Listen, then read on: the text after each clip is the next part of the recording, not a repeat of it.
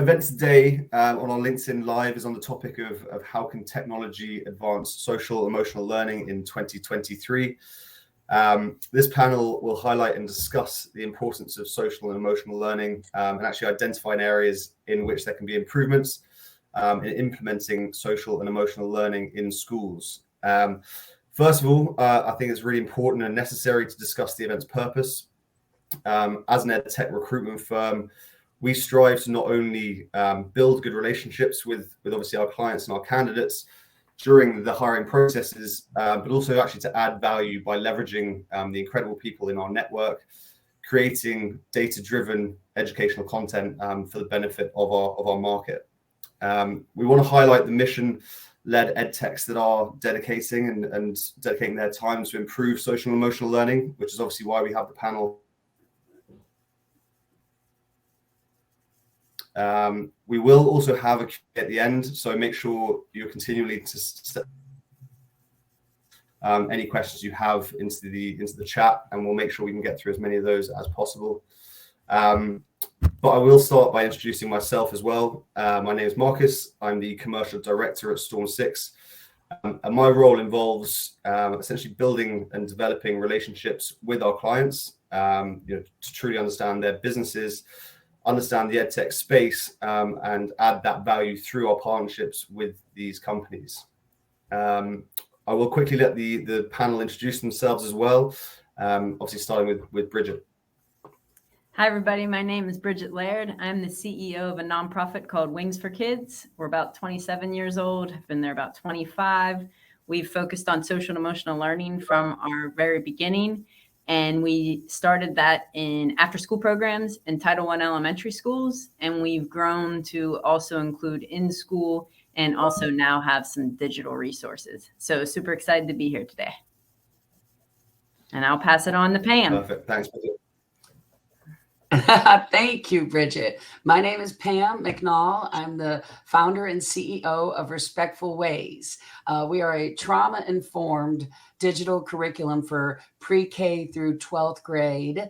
Our partners at the Attachment and Trauma Network vetted all of our digital materials and written lesson plans as trauma-informed. We do professional development trainings with subject matter experts, and I too am thrilled to be here. So I'm going to pass it to Chris. All right. Hello. I have been in the, my name is Chris Droge, and I have been in the education space and the EdTech space since the 90s with our first asynchronous online video. And so I have been in the EdTech space for many years and watched the evolution of it through the dot-com crash, as well as some of the exciting things going on now with AI. And right now I am focusing on supporting a number of different companies, some of which have jumped into the social emotional learning space. And I'm looking forward to sharing some of those thoughts with this group today. Perfect. Thank you very much. So yeah, let's jump into it. Bridget, I'll start with you. Obviously, quite a wide question to start with, but how can you see technology advancing social and emotional learning in 2023? I think one of the most important aspects with technology and education is offering the opportunity to scale. So obviously you can reach more kids with technology. In our case, we were able to build on the ground, do a randomized controlled trial, get the evidence, and understand what we were doing in person to then say, okay, what are the key components that we can pull out of that and put into digital format? So then again, you can serve more kids. So to me, technology plays a role of scaling and bringing evidence-based practices to classrooms and kids across the country. And I think, you can't argue with the great thing of getting social and emotional learning to more kids across the country. Yeah. And internationally.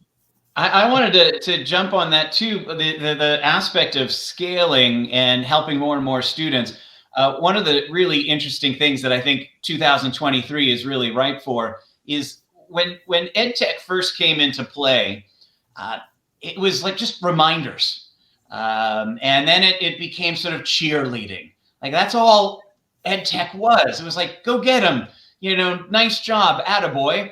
And now technology, with the aggregation of all of that data that can be utilized, now the personalization that a service or a product can actually utilize, where an individual student can now get information from the provider that says, based on your exact demographics, because we have analyzed and looked at thousands and thousands of other students who are just like you, we've learned that the difference between the B you're getting, let's say, in this course, or the A that other students are getting in this course is just 10 minutes more of work.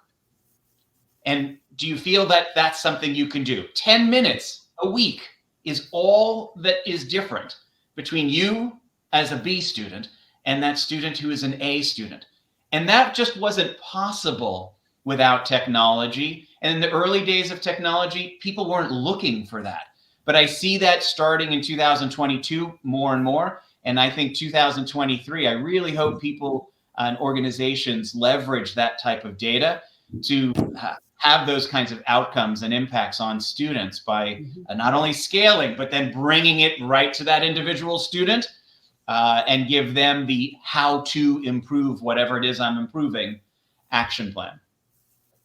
You actually triggered a few stories of late, and one of them is, Otter IA, where a child is actually speaking and then gets to read the words, because so many socioeconomic locations in America and abroad before COVID were struggling, never mind the learning loss now. And so imagine that opportunity where they were not able to express themselves on paper, and then they're able to actually witness and see their words. And it's teachable moments. It's really, truly up to that educator to make sure that, okay, now let's review what you just experienced. I also wanted to bring up virtual reality. The data is there saying that if a child can see themselves in VR at the boardroom, for example, dealing with some conflict resolution, I mean, why can't they visualize that? That we're building up those neural pathways in the brain on that right side of the brain, which is lacking, and that's where the empathy lives. I have one little quick story to share from yesterday. I met with an educator. She explained that she had a digital survey that was live in real time, and the kids got into it. And immediately she knew that there was some bullying going on. There were some upset feelings in the classroom, and it was handled right then and there. I invited her to this. She told me that story, and I just had to share. Yeah. Amazing. Perfect. It's interesting because I know, obviously, Pam, last time we spoke, you sort of touched around the online assessment piece, and Chris, when through COVID, that sort of movement towards preparation around assessments as well. I suppose for both of you, how do you see that kind of impacting through technology, and how did that, I guess, change happen for you, Chris? Well, for me, the change was pretty dramatic. We focused on a number of tests that were given live, and once COVID hit, they were no longer given. So when a test isn't given, no one prepares for it. So there were a lot of scrambling actions going on our part, and our action for that was actually to jump more into social emotional learning, because the standardized tests that we were focusing on really had to take a back seat. And that's really when we understood and realized the potential of social emotional learning and technology. There just was so many different ways that we were able to bridge what we understood with assessments, which was really data driven and really focusing on the minutia of particular data points, but bringing it more from a question item and whether or not a student gets this right angle question right or wrong and the reasons why. And we were able to bring it more now to the SEL components. What was it the student was thinking about or feeling? What was their emotional control when they were going through that standardized assessment? Were they pacing themselves properly? Was it anxiety that was getting the best of them? So it was an interesting segue for us. It wasn't intentional. There was no great strategic plan ahead of time to move into it. But the scenario just forced us into it. And it was just a wonderful discovery. And I felt like it made a lasting imprint on what we were doing to impact students. We just felt like we were better at everything we did because we sort of needed to get into that social emotional learning space. And I would never wish to do it any differently now. I couldn't imagine going back. It's so critical in understanding students. To exactly what Pam just said. If you understand something, you can act on it right now, but it's not about whether they got a question right or wrong. It's about their attitude, their approach, their anxiety, the bullying that might be happening. And if you don't address that, who cares how many degrees there are in a right angle? It's not going to stick. You need to focus on the SEL component first. Sure, perfect. That leads us quite nicely on then to I guess the next main topic. Around why social emotional learning is so important, especially right now. Bridget, I know you touched on last time we spoke around the sort of, how it can impact around workforce development, being key in SEL, developing important social skills and the meaning behind that. Would you mind elaborating around that a bit more? Yeah, for sure. I mean, we've been focusing on this for so long that I kind of look at it in two places. You have your head smarts where you're going to school, which is super important, the academic piece. And when I say is you go for SEL, it's your heart smarts. So it's that other half of education. And you need both, because if a kid goes to school and it's just drill and kill and here's math and reading all day, they're not going to be able to take that and contextualize it and put it into real life. They have to know things like how to manage your time, how to deal with conflict, how to work with others, how to support others, how to empathize with people in your group. What are their strengths? What are their weaknesses?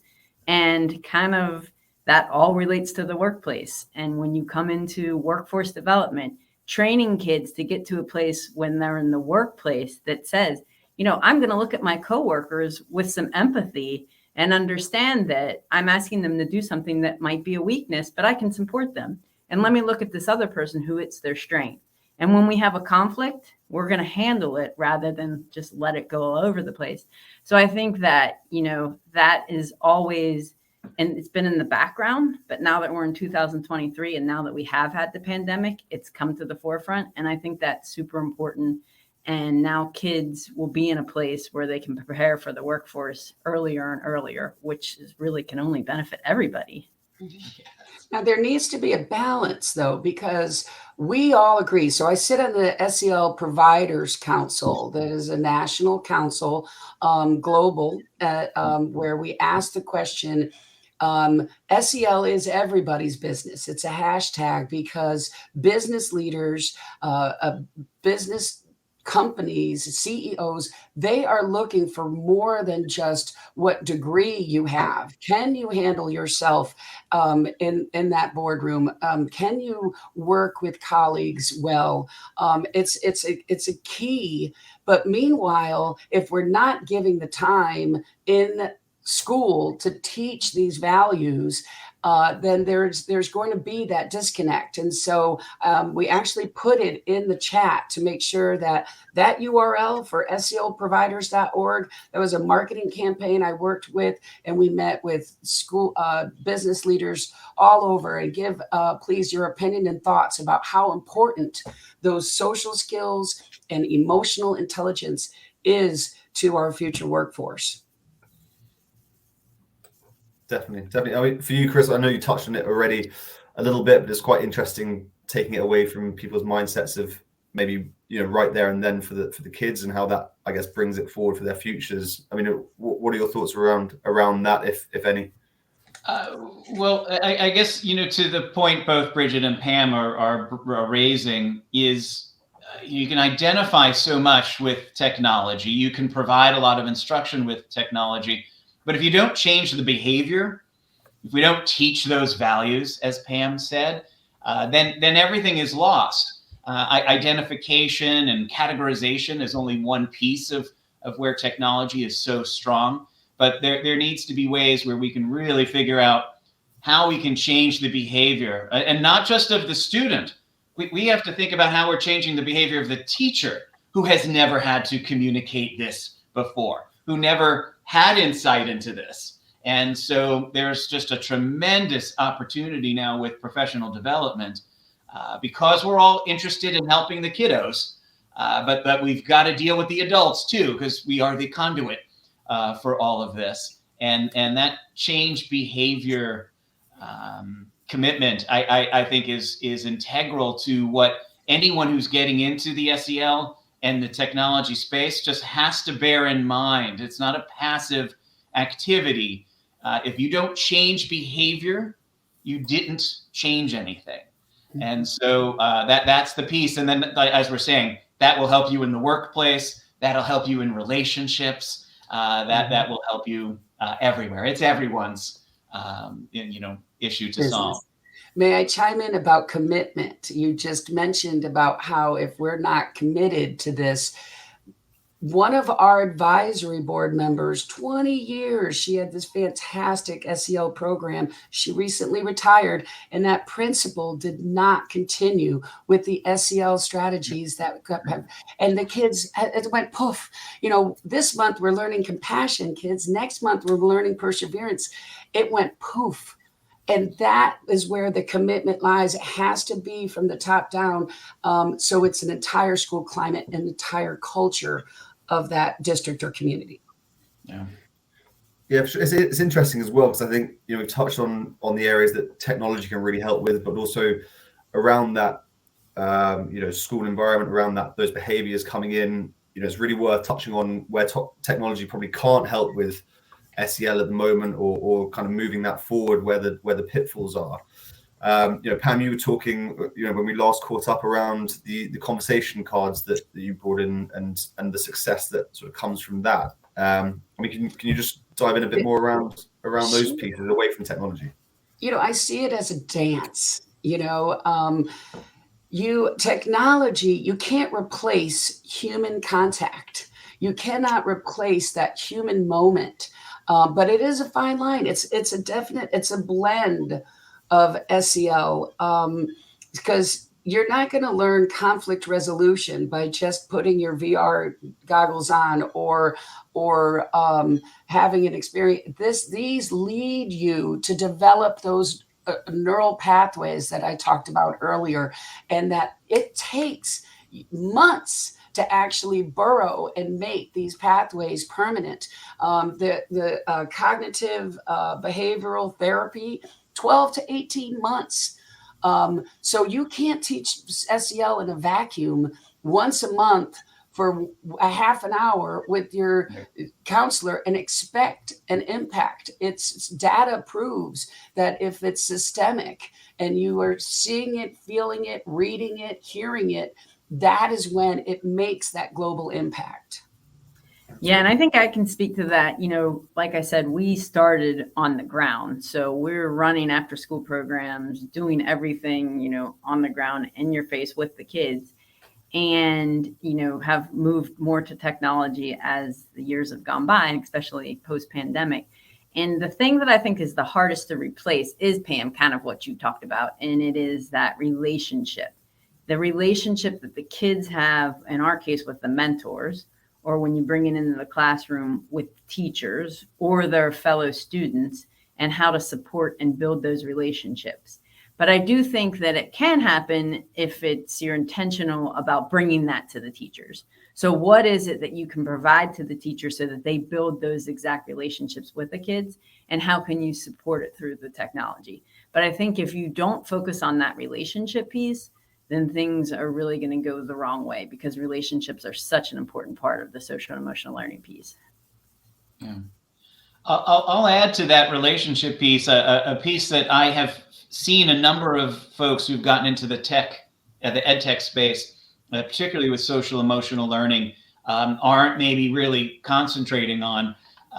So when I think about building those relationships or any type of instruction, when you're trying to connect with a student, schools have basically now taken 4 different paths. You have the live in person, the traditional relationship building way of working with students. Now with Zoom, we've introduced live online to be a part of our everyday life. And then you have the asynchronous pieces. You've got the recorded videos, the asynchronous LMS systems to work with students. And then you have, in sort of what I'm just trying to be thorough, you've got sort of the asynchronous in-person component, when that teacher pops on that video of the dissection of a frog, or working through a conflict resolution moment, but they're doing it live in the class with an asynchronous product. But my point is that what EdTech companies are not always focusing on is which of those 4 areas does their product have an opportunity? Which of those 4 areas actually is where their product is any good? Because what I have seen is where some companies try to provide their product where the solution for the student really needs to be in that live in-person area, and they're trying to nudge their technology into it. And I just look at that and say, wait, no, you can do that so much better, maybe in one of these other quadrants. We're not getting rid of humans. So let's work with what we know are our strengths. Let's partner with the people who are in the right quadrants and build those relationships with the providers, the provider and the teacher and the school, so that we're not stepping on each other's toes, because relationship building is not a linear approach. And I just think there are plenty of places when a EdTech company can really reflect on who they are, what their strengths are, and what the needs are of those students. You might find yourself switching your focus in which of those quadrants you sort of strategically choose to live in. So that's what I take when I hear Bridget and Pam speak so much of the relationships. There's a part of me that just always wants to say, come on, EdTech, there are ways you can even be better if you just really try to perform best in the area that you best shine. Definitely. I know for some of the panel, there's a real interest around sort of trauma management and dealing with that side of things. I suppose with that, as much as, or maybe more than anything, technology can't overtake that in a totalitarian sort of in total. Sorry. Yes, where Respectful Ways is trauma informed, where we spent the time and the effort to make sure that we're not triggering children to feel shame, because once that flip happens and they're in fight, flight, or freeze or fawn, you've lost them for hours. I mean, that cortisol and all the other stress hormones that have been released don't just disappear. So they're not there, and I feel like technology can help with showing an example of what think first then act looks like. So that's a modular way of think first then act. It's that pause, and if you take that pause, so technology can teach those children what something might look like through digital means. But then it's also about that project-based learning. This is what Chris was getting at. You can't just stop it at a video game so the teachers can check homework or whatever. It really does involve that effort and giving the time. This is where district leaders and school leaders need to address the elephant in the room. And that's the lack of time that we have to give to these social skills and to build this emotional intelligence. And that just how many months does it take to build up this knowledge? We have to give that opportunity to the students, but it's the teachers that need our help. Yeah, and I saw in the chat the question about whether SEL should be a curriculum or a culture. And Pam, you just spoke to it. I think it is. It has to be brought into the culture of the school and the culture of the classroom, because if it is just the piece that you bring in for 10 or 15 minutes, first of all, there isn't the time for that, because Pam, you're right. Teachers have so much to get through. And if you're saying, and oh, by the way, do this 15-minute extra thing, they don't have the time for that. But if it's inoculated into the culture of the program and it's something that kids feel and see and understand and feel the support, then there's a much different effect than, hey, let's just sit down and talk about this for 15 minutes. So I think that culture piece is really important. And real quick, I feel like it's the duty of these ed tech companies, any SEL, you have got to make sure that you hit standards. You've got to hit the standards. You can blend science and history in with social and emotional learning. It's not difficult. We do it. It's how many people in history have persevered through the tough times. Let's talk about that. Boom, there you are. You have blended SEL with your expectations and standards. Yeah, for sure. I mean, we're sort of diving into it already because I wanted to explore how to, in your opinions, how to improve, the implementation of SEL within schools. I guess around that as well, how can we utilize, technology to do that? After all, we're talking about how can sort of technology help with that. What do you think around that, Bridget? Having, I guess, seen both sides of the coin. Yeah, I mean, I think that, again, the technology piece provides the opportunity to have something that's implementable with Fidelity. So you have if you provide, these are the tools and the resources, and here's how to use them effectively, then that that's being used across the board within schools, which I think is important. That Fidelity piece is, that's the most important thing. You can have a classroom down the hallway using and trying to bring in the skills, and another one 2 doors down that are doing it completely different. But the thing that technology can bring is, here's the steps, here's the support, here's the resources that we can provide to help so that that Fidelity piece is in check. And I think that that's really one of the most important value adds that technology brings. Sure. I'd like to add to that, speaking to exactly what Bridget mentioned about the culture and making sure that the school incorporates this into the culture, and also tying it to Pam's poof story of when the administrator just leaves. One of the pieces that I feel that's really imperative for those moving into the EdTech space in general, and then I'll say particularly for SEL, is to understand what the capacity is for that school or district. And when I say capacity, I'm not talking about how many students they have. I'm not talking about what their budget is. I'm talking about, what is their culture? Is this a new leader at this school? Because if you're trying to give a product or service that's like a Ferrari, but these guys are only ready for a bicycle with training wheels, you're not going to be successful. And everybody will end this moment wondering, why didn't this work? Oh, you know what? That product or service isn't good.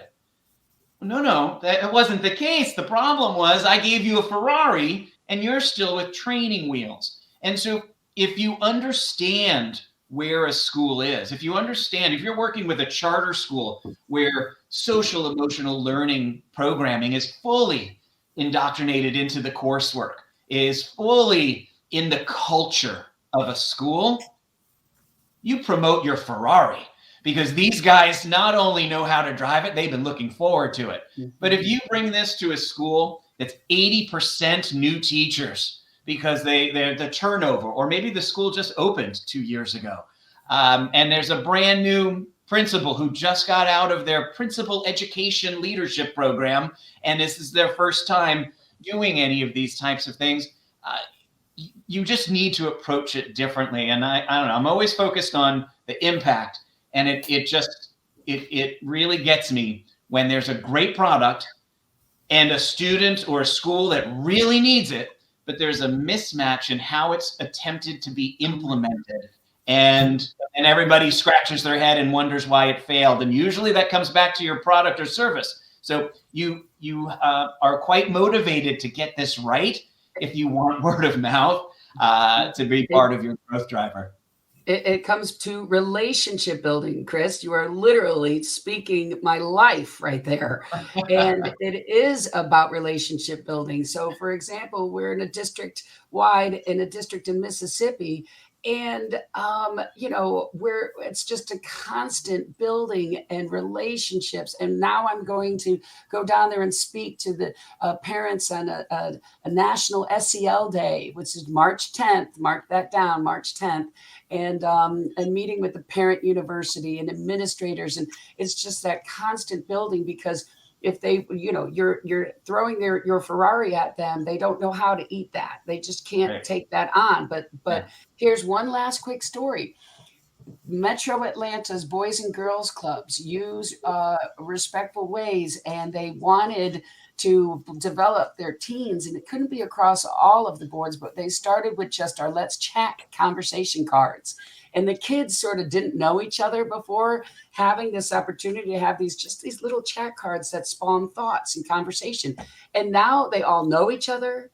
The whole vibe of the club has changed from just that simple task. Now, we didn't throw an entire digital curriculum Ferrari at them. We just sent the cards to start, and there's been a huge game changer. And that's just a perfect example of what Chris was speaking. Yeah. I mean, do you think that's an SEL issue or a wider sort of education issue? Taking on school boards and districts, are they ready to take on those sort of technology, the next steps of technology and implement that? Do you think that's a wider problem away from SEL? Yeah. Go ahead, Chris. Well, I'd say absolutely it's a wide problem, but SEL is in a unique space because it's new. And so because it's new and novel, you've got maybe a disproportionate number of folks who aren't at the Ferrari stage. And so I absolutely believe it's, ubiquitous throughout the school and education and life space. I mean, this works the same way if I'm trying to sell a product to a business. But SEL is so new. Not everybody even knows what the initials mean yet. Right, we're just at the beginning of what this can really be, and I just think that tweaks the implementation or the acceptance challenges. Well, and I also think I saw this in the chat that SEL's been politicized, so it's being looked at with a lens and a focus that math and reading aren't. You come up with a reading and math curriculum. I mean, in some places that's also controversial, but with SEL, it's, people, I think what's missing is the education. You said people don't even understand what the initials even stand for at this point. So people are politicizing something that maybe the education isn't around. So I think that's a really important part as we approach districts and schools and talking about SEL is, what is it? Why is it important? And I think that the question had said, are parents into it? And if parents really understood, there's not many parents that would be against, like teaching a child to have the empathy that if someone's brand new to school and is on the playground and on the swing by themselves, and having a child go up to say, hey, looks like you're lonely.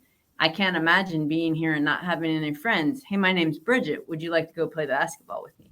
Like, what parent would be against a child making that kind of choice? So I think it's just kind of bringing into context what SEL is. And to Chris, your point, like some people don't even understand what the initials are. So we're facing an even larger battle when going up against districts and schools that maybe math and reading and everybody else isn't really facing in this moment in time. Yeah. It's misinformation is what might be coming at some of these parents, and the squeaky wheel gets the oil. And so if there is that majority of parents who love the idea of their child gaining social and emotional learning, social skills, it cannot be taught in a vacuum. That's got to be, one-on-one, where the children are there and learning conflict resolution strategies, emotional intelligence, how to be able to pause before reaction, how to be able to express yourself. And so I hear you loud and clear about how I see there's someone that was saying how SEL isn't new, and it's not. Social and emotional learning has been around, but because of COVID, it's just exploded. And it's now almost infiltrated, where people are like, they can't figure out which ones they want here, like which, I can't, it's almost too much for some districts to handle. So they really need to use data and technology to interview and look at those surveys, see where their kids stand, see where their educators stand, and then you can hyper focus on what your needs are. Use the technology to figure out. So if you feel bombarded by, so much SEL information coming at you since COVID, then target your needs and objectives and figure them out. Set yourself up with an SEL committee, district wide, and then you can really hyper focus on what your specific building needs, each building in your district as well, because every building's unique and different. There's no one size fits all. Right. That's what's unique about us. Perfect. Yeah, absolutely. Couldn't agree more. We've got a few minutes just before we jump into some of the questions. I suppose it'd be great to round things off just with actually how, where you're working now, also where you've recently worked, how that's sort of impacting things. Bridget, for Wings for Kids, how is that really sort of helping with social and emotional learning at the moment? Yeah, the good thing is that we kind of were able to stick with our kids during COVID. So we were able to be there and be working in the Title I elementary schools side by side with them. And now being able to focus on what it is that they need that's a little different than pre-pandemic. And again, being able to take those lessons. So, having a child who says, these are the things that have changed in my family due to the pandemic. My mom is now working here. I'm now, after school taking care of my brother who I can't come to the program, and kind of all these things that we're able to say, okay, there are thousands of kids with the same type of problem. So how can we take what we're learning on the ground and create solutions for kids all over? And I think, again, that's where the technology comes into play, because it's to say, all right, we are uniquely learning on the ground post-pandemic lessons. Now, how can we take this so that we know that we can help kids all across that are having very similar problems? So I think it's been a situation where we've actually seen our kids thrive, because we've been able to pay that close attention and figure out where the deficiencies are right now. Perfect. Sounds good. And Pam, for yourself, obviously with Respectful Ways, I know you touched on a few of the aspects, but it'd be great to get your view on it. Sure. Well, Respectful Ways started as a digital curriculum. So we don't know anything else but a digital delivery. The thing about Respectful Ways is that it's all about project-based learning, though. So yes, it might be delivered into the schools digitally, but then we're going to do hands-on. We're building something, making something, worksheets, skits, shows, whatever it might be, because it really is. You have to just take an understanding of what the focus is on each activity, but then bring it and use it in real life. And we pivoted for COVID as well, because we're meant and designed to be a social experience. Educators are right there with the kids, whether it's the entire class of 28 students, or you're doing a tier 2, tier 3 situation with small groups. It's that back and forth that they get to learn, and they learn each other's perspectives. And then I get you more. I get you too now, building friendships. So what happened is with COVID, all of a sudden the kids aren't together. So we have 2 digital products for every module, and one's for at home for the students, which has ended up becoming a benefit for that flipped classroom scenario. We talked about how there's not enough time in the day. Well, there are schools now taking that student version, the student-driven version of our modules, and sending them home where the kids experience it. They take a mid-course survey about what did you learn, what's your biggest takeaway, your conclusion, and then how can you use this in real life? How can you use this in real life? And then they come back as a class and they can wrap that up in the 10 minutes that they've been given. So it actually, through COVID, we doubled down and made it that there's teacher-driven modules and then student-driven. And then I thought, oh goodness, now that we're all back and COVID's over, it's still being able to be utilized. So yay, technology. Absolutely. And Chris, for yourself, obviously, years throughout education and EdTech, how are you seeing or how could you see that technology, helping with SEL and the wider sort of industry at the moment? Yeah, well, I guess as Bridget and Pam have mentioned, I can talk a little bit about how it helped when we were rolling into this space. One of the insights we learned, as Bridget was saying, is you kind of get an insight now as to what's going on at the family level. Because of COVID, maybe mom or dad isn't working, and the space that I was really focused in at that time when COVID hit was the college access space. A lot of programs, a lot of nonprofits serving students in underserved areas who are trying to go to college. And not only was COVID impacting the parents, but many of our students had jobs themselves. And in some cases, actually in an unbelievable number of cases, as companies were cutting back, adults were being let go, but kids were getting jobs because they were cheaper.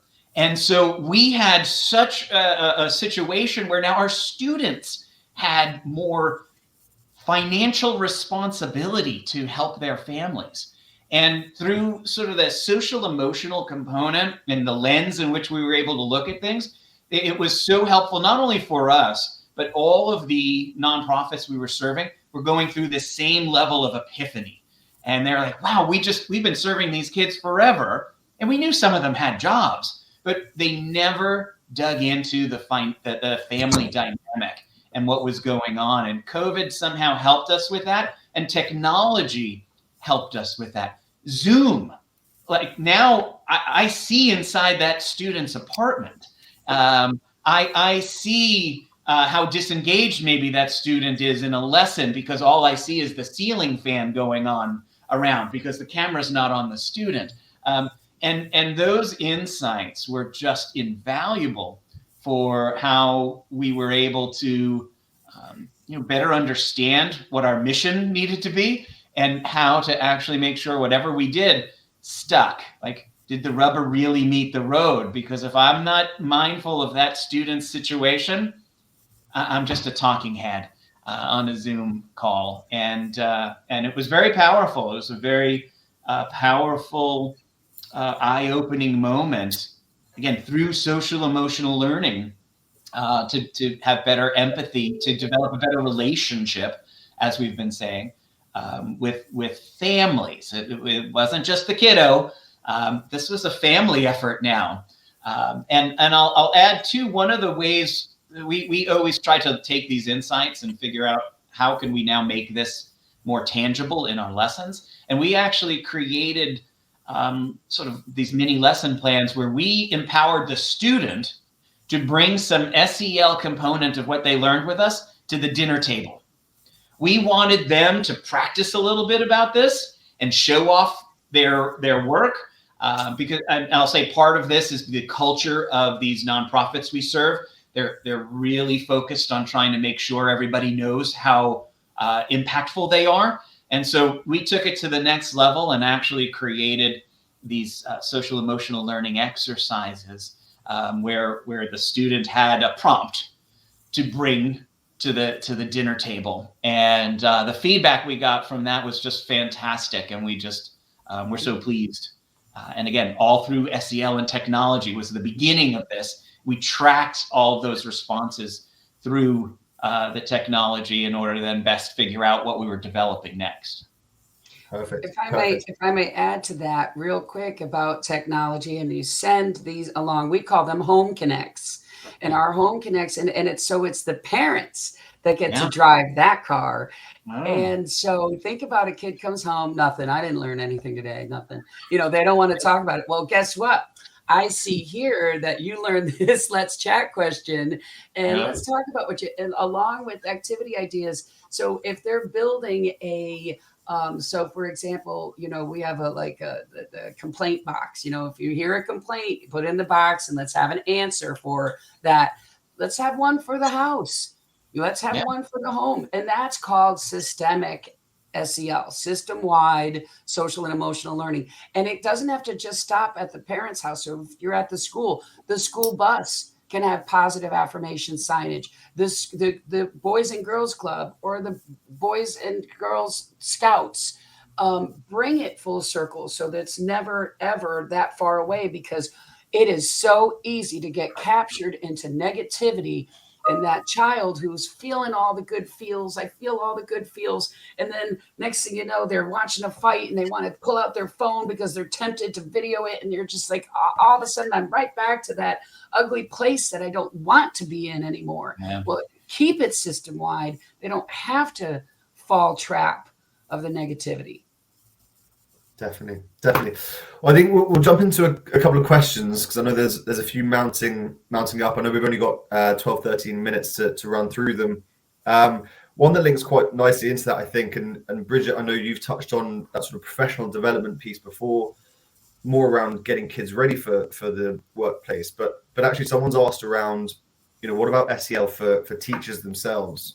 This could probably link into actually professional working environments as well. But there's big burnout in the work environment, and is there actually an opportunity to bring SEL technology into those arenas?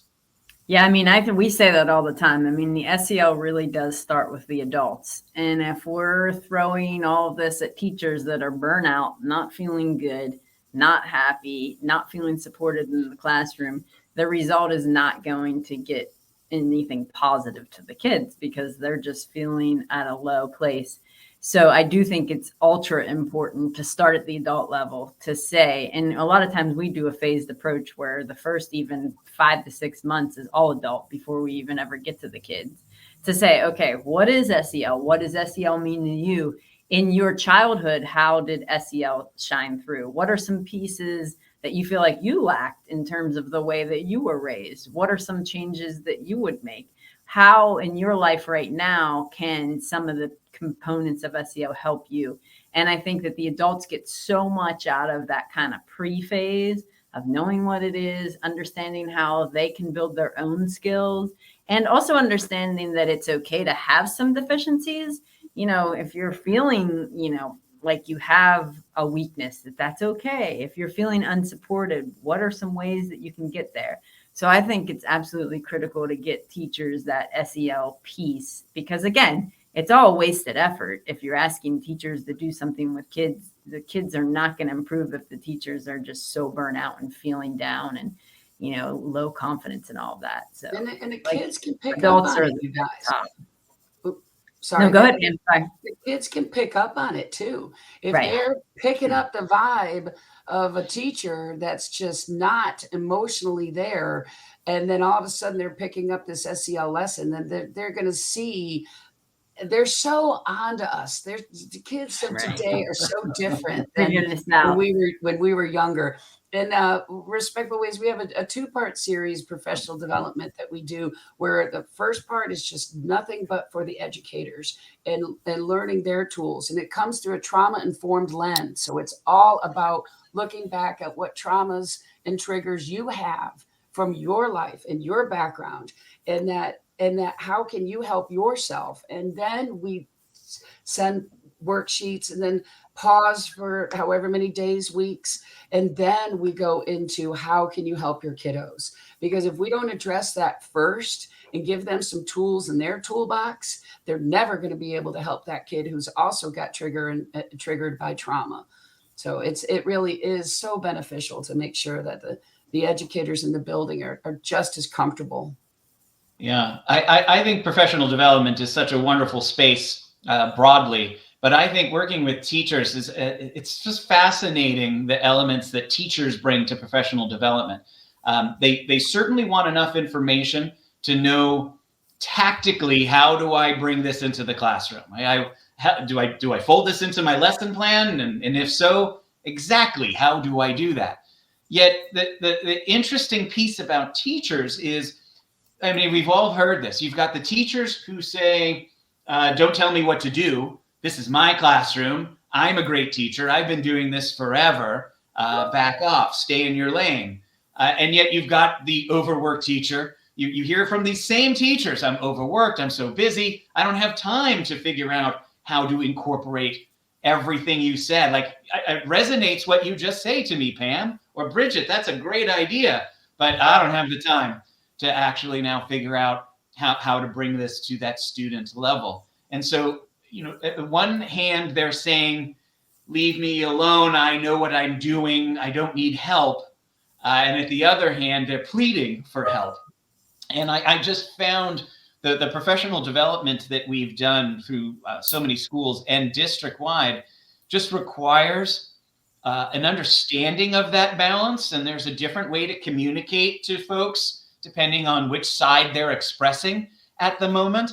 And those are critical insights in order to make sure that those adults are going to take that information away and actually implement it with the kiddos. So I don't know, maybe teachers aren't really as unique as I'm sort of portraying them to be in that moment, but I just haven't seen it in other areas as much as I've seen that sort of dichotomy with teachers.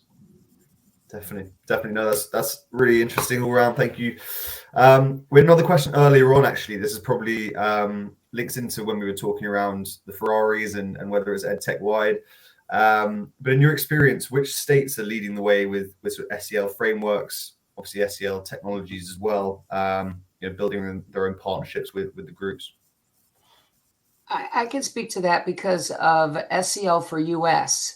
So as I mentioned, I sit on the SEL Providers Council, and we have an advocacy committee. In that committee, we do research on which states are passing what kind of laws, whether they're going to defund SEL because there's a movement for that, or whether it's what kind of activities they've got going on. And the SEL for US has each state involvement. And so, for example, they're building up the SEL for GA, Georgia, the SEL for California, SEL, so each state can have this opportunity to build up a advocacy organization in their state, and it's absolutely needed. And then that advocacy organization can meet with the parents. We were talking about how the parents, there was a question in there about the parents needing SEL. Yes, they do. And a lot of our content can be given to these young parents, not just for their itty bitty kids, but there's content for the parents to benefit from. And where are they going to find that? If it's not in the school, they can find it from the SEL for US platform and look for each state. And I can also say that CASEL, the Collaborative for Academic, Social, and Emotional Learning, they have a district initiative, so Collaborative District Initiative, where they are actually working with about 20 different districts in the country to bring SEL in as standards. So you have your academic standards, and then you have your SEL standards. I know they're in Austin, they're in Atlanta, they're in Baltimore, they're in Anchorage, Chicago, Cleveland. So I think CASEL's really leading the way within certain cities to say, here's how we can lead and keep SEL at the forefront, just as important as the academic piece. So that's the Collaborative District Initiative. Yeah, I don't think I can add to that. Those are the two best resources that I've heard in a long time. So I knew CASEL, but I wasn't aware of what Pam just mentioned. So that SEL for the number 4 and you. There you go. Thank you, Matt. Perfect. I think we can squeeze in 2 quick questions if we rattle through them. First one, I guess, a bit more on the tech side of things. Obviously, what we see in the EdTech wide industry is a lot around adaptive learning and gamification, especially sort of K12 pieces. Can you see that working within the SEL space as well? And I suppose, how could you see that working with the SEL space? We've spoken so much around behaviors and etc. How could you link that in? There's proof. There's data that shows that a virtual reality situation where you're showing empathy or you're showing conflict resolution, it's more than just hearing about it and reading about it. Then they get to see it and feel it. And they say that the data, I don't have it off the top of my head, but look it up. It shows that They've gained that knowledge. It's building up those pathways in a more direct way, so then they can recognize that and actually mimic it. So there's data. Perfect. Anything to add on that piece at all around gamification, perhaps, or we can move on quickly? Well, the piece I'd add to that is maybe a little tied to what I was saying earlier. I'm a huge fan of all the things within SEL. One of the pieces I've probably dug in the most is some of the goal achievement aspects, and goal achievement and gamification go quite hand in hand. And so I feel that there's a great opportunity if it's channeled in the right way. Like the piece that needs to stick with the kiddo needs to be identified. It's not just about getting to that pot of gold next to that unicorn, and that's not the goal achievement that we're talking about. There actually has to be an impactful corresponding goal achievement insight that student needs to have. And I think there are some clever ways that some companies have been doing that. Some of it is just through sheer aggregation of thousands and thousands of data points. But if you bring all of that to a personalized experience for a student in a gamified type of manner, I think you can actually get that lesson across for that individual. And I'll keep saying individual. I think aggregated data were thousands and thousands of data points, but if you don't bring it to the individual, then what are you holding on to all that data for? It's like, it's great, it's big data, but you've got to bring it to the individual, period. Perfect. We've got about 1 minute to go. I'll ask a very quick question, and everyone can have maybe a quick and short answer to that. But what age do you think SEL should be introduced? How often then should that be incorporated into either curriculum or life, with what technology, I suppose, as well? I think the earlier the better. I mean, you have 2 and 3 year olds in preschool that you can incorporate with. If you can inoculate kids and have those skills build and build and build, then you don't have to deal with the 15-year-old that hasn't had that. So the earlier the better. And then keep the support going throughout the whole time. So you don't say, well, let's just focus on SEL in preschool. No, you focus on it everywhere, but you start in preschool.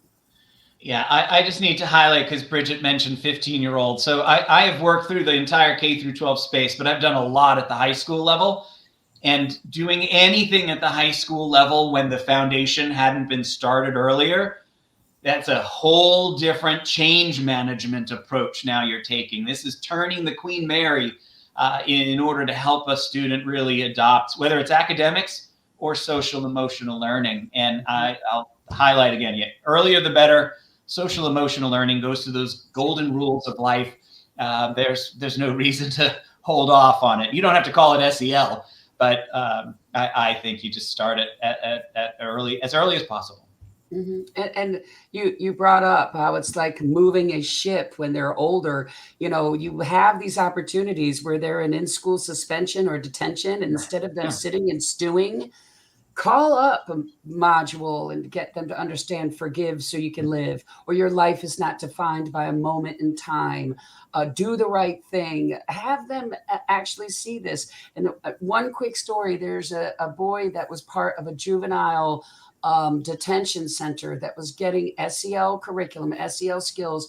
And he raised his hand and he said, why did I have to get in trouble before I was taught these skills? Why did I have to come here to learn how to adapt and how to not explode, how to control my anger, learning all of these important skills. And if that is not proof enough that it needs to start at a young age when they are wanting to be huggy and close and want to communicate with love, instead of that, having to have that border and barrier up, that's when you get them and you keep them. And let's not wait until they're in juvenile detention wondering why I wasn't taught this earlier. System-wide is important. Grow in age. It's why pre-K through 12th grade is key, because you just don't drop it by 9th grade. They can keep learning these skills. Outside of school, I work with a lot of addiction therapy facilities. And so to your point, I mean, this is, little kids are usually not addicted. This is when they're older, high school adults. And boy, that social emotional learning component could have benefited them when they were younger, because some of the lack of some of those pieces brought them to addiction. There are a million reasons for addiction. I don't want to make it the only thing. But if you don't think it is part of it, then you're not seeing the whole picture. Yeah. 100%. Well, I'm sure we could go on for quite some time, but we're gonna have to wrap things up now. Maybe we'll have to get a second in the series and get everyone back on. But Pam, Bridget, Chris, thank you so much for joining us. I'm sure we'll catch up soon.